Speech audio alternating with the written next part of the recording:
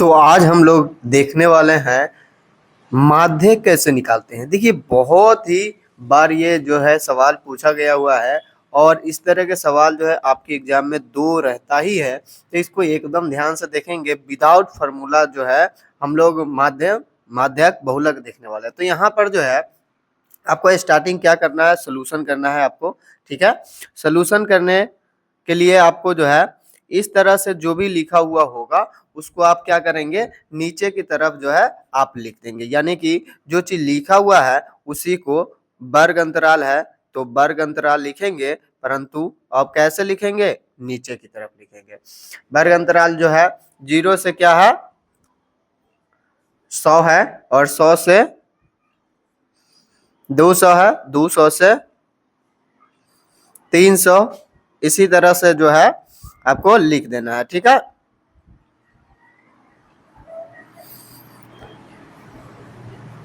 ठीक है, क्लियर। अब इसको लिख देने के बाद आप क्या करेंगे, इसको इसके आगे एक और भी जो है डायग्राम खींचेंगे। ठीक है, इसको इस तरह से लिखेंगे। ठीक, लिख दिए। और जो है एक स्टेप इसमें ऐड करना है, इसलिए इसको नीचे तक खींचिए। उसके बाद ये वाला जो पोर्शन है उसको बारंबारता को यहाँ पर लिख दीजिए। ये बनाने का तरीका है। ठीक है, उसके बाद आपको क्या चाहिए, ये बारंबारता जो है आप यहाँ पर लिखेंगे तो आपका इसको कहेंगे एक्स, सॉरी एफ, क्या कहते हैं एफ। और बारंबारता के बाद जो है आप आपको जो निकालना है वो है वर्ग चिन्ह। अब कैसे निकालेंगे उसके बारे में हम लोग बात करेंगे। वर्ग चिन्ह, उसके बाद जो है इसको आप लोग शॉर्ट में क्या कहेंगे, एक्स, क्या कहेंगे एक्स। और लास्ट में आपको चाहिए एफ एक्स, यानी कि जो ये है और ये है उसका मल्टीप्लाई। ठीक है, और इसको जो है इसको बंद कर देंगे। ठीक है, इस घर को जो है बंद कर दीजिए।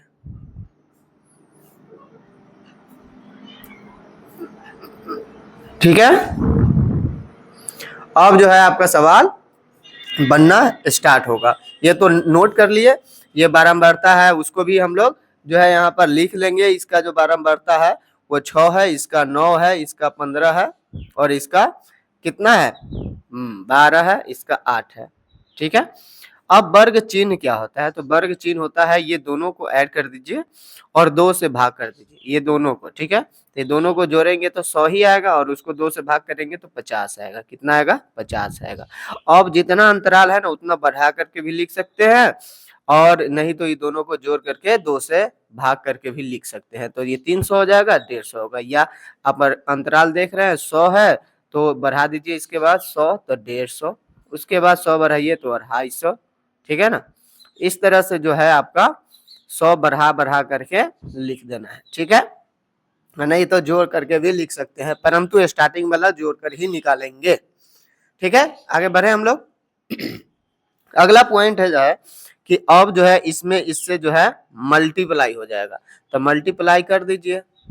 6 पंचे 30, एक 0 का 0 हो जाएगा। ठीक है, उसके बाद 15 नमा 135।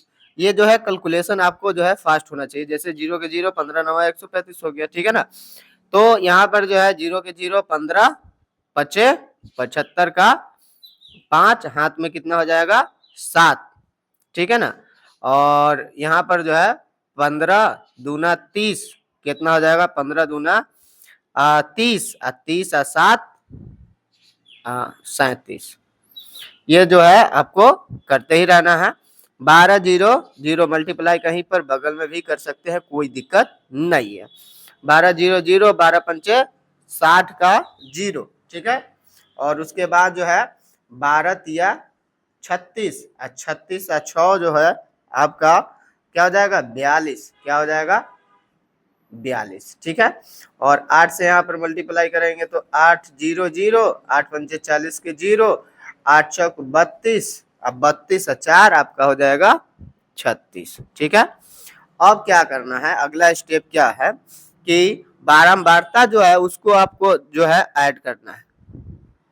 बारंबारता को आपको ऐड कर देना है, जिसको सिग्मा एफ बोलेंगे। ठीक है, इसको ऐड कीजिएगा तो अब 12 8 20, अब 20 15 15 30, कितना हो जाएगा टोटल 50। कैसे जोड़े, 12 8 20 और 9 6 15 15 30 30 20 50। अब उसके बाद जो है आपको इसको ऐड करना है, बाकी को ऐड नहीं करना है।